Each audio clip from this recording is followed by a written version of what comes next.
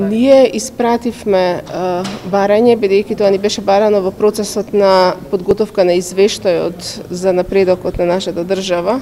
Испративме барање до јавното обвинителство, дадоа една цела листа на чекори кои што се направени. Значи, немојте да очекувате чуда преку ноќ. Ниедна истражна постапка и ниедна судска постапка не завршува брзо. Сепак тоа е во едни толерантни временски рамки согласно на процедурите кои што се пропишани и кои што постојат, но јас очекувам дека ќе има одредени нови моменти.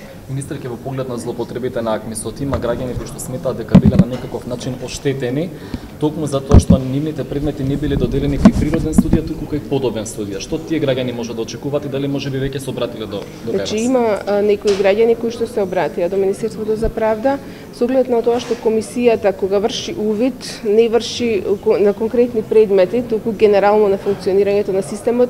Ние како Министерство немаме податоци кои предмети биле, значи, поименично и ги препраќаме до председателите на судовите, бидејќи тие таму имаат податок што било дадено надвор од системот, што не, така што тие граѓани ние директно ги патуваме и ова е апел да си бараат, значи, во самите судови информација за тоа дали нивниот предмет бил даден на рака или дистрибуиран преку АКМИС.